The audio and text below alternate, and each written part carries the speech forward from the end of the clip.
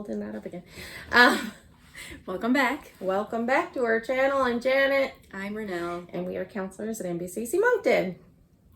So we thought we'd do something fun today. Different For us. And we might start doing more of this. Yeah. We're going to see how it goes. So I'm such a creature of habit. Not necessarily always helpful ones, but I like to do things in the same order. And what we decided to do is mix it up.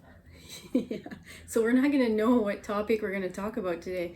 We are going to just pick it, choose it from this cup. So there's ideas on pieces of paper. Yeah. So it's going to decide for us. Yeah. And you will be as surprised as we are.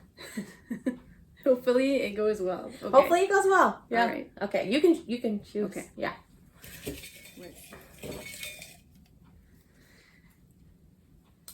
Ooh. I love this one.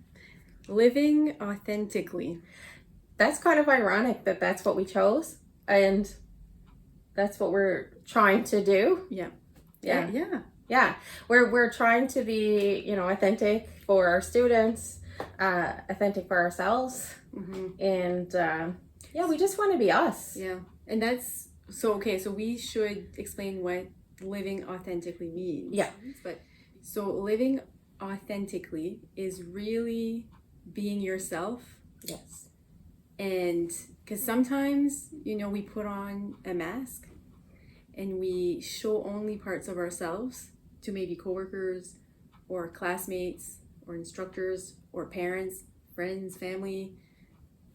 You get the idea. Yeah. So it's how to just be authentic, even if, maybe not everyone may like it. Yeah. I think if anyone out there follows Dr. Gabor Mate, I know we've had discussions about Dr. Gabor, but he talks a lot about how authenticity is so important to our mental health, because people who depress parts of themselves get depressed. Right. Ooh. Right? Yeah, that's interesting. Yeah.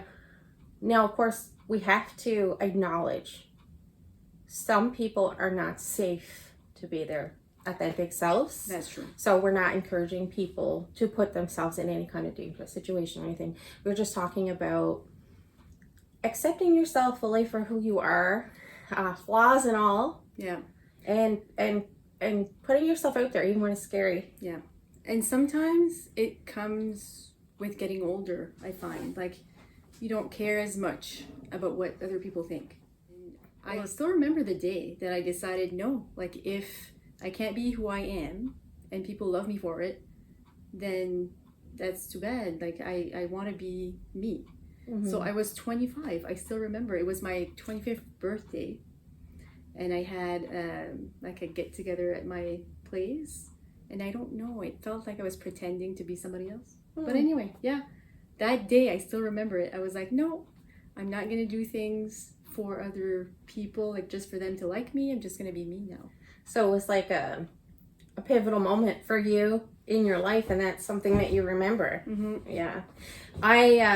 For me, and I think you probably remember this, when I first started work at NBCC, I was not authentically me because for so many reasons, but I didn't feel confident enough just to be myself, and I thought I had to be like super, well, often I think I have to be super perfect, but professional, and I had to worry about what I said and what I did because I'm a playful person. Yeah. I'm a silly person. I like, I serenade Renelle when we're not doing this. I'll be singing, dancing, those kinds of things. Yeah. And it felt really uncomfortable for me to let people know that was my personality, especially in a professional sense. Yeah, like a goofy side, maybe. Yeah, definitely. Well, we had that conversation when we were talking about this channel or podcast, because we thought, we're putting ourselves out there, like people will see or hear us talk about personal things and how that would look or how that would sound. So it's not about once you decide to be your authentic self that it's completely easy. No. And it still takes like working on it. It's a journey. It is a journey. Just reflecting back on my life as well, like both of us have shared that when we were younger we were shy. Now that's different than being introverted, where you get energy from being alone.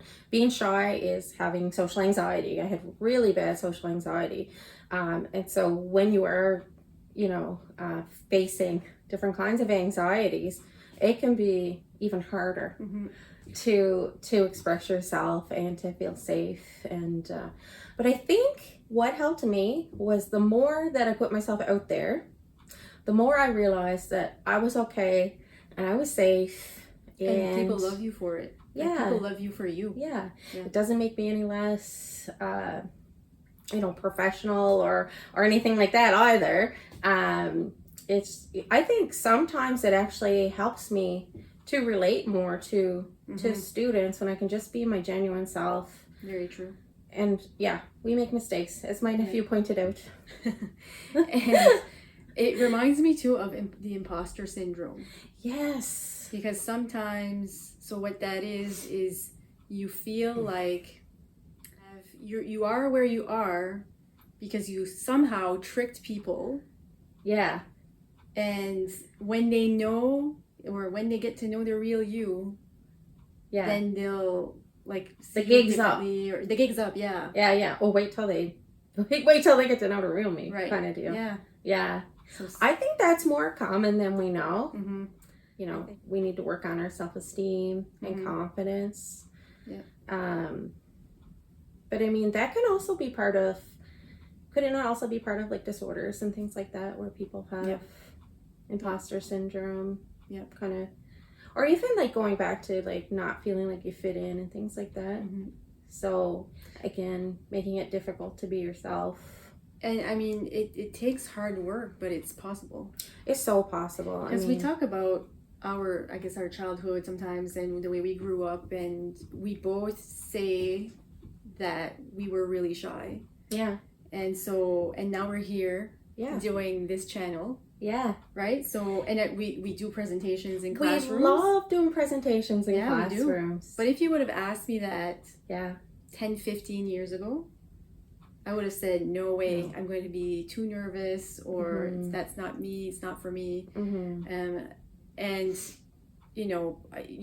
grade 9 or 10, I couldn't order at the restaurant by myself. Right? So now I'm here. Yeah. I'm a counselor at a college. Yeah. Doing great. So so the point being that it can improve, you can work on it, like baby steps. And then feel better about your true authentic self. Yeah, absolutely. And it's one step at a time. It's taking those risks in safe and calculated ways sometimes, because like, again, we know it's not always safe and we don't want anyone to ever be unsafe. But if you, in those safe environments, can put yourself out there, feel the discomfort. Yeah. We are often uncomfortable when we are growing. Very true. That's right. Yeah. And so in trying to reach your own level of, I don't know, ultimate authenticity, I don't know, it's going to be uncomfortable. But I think like when I look back at my life and where I am right now, like I'm so proud of myself. Yeah. Right? We have to look back too, and we have to see the progress. Yes. Yeah. And we can't compare ourselves to other people. That's right. That is a downfall. That will trip us up, that will spiral us down. All of our lives are different, right? Yeah. And we are not meant to have the same path. Right. And how boring would the world be if everyone was the same? Absolutely. So I would say celebrate your differences. Take those safe, calculated kind of risks, and sometimes not calculated. That's me. That's my personality coming out. But take the risks. Yeah. Put yourself out there. Find your people. Find people that will love you for you. Yeah. That's very important.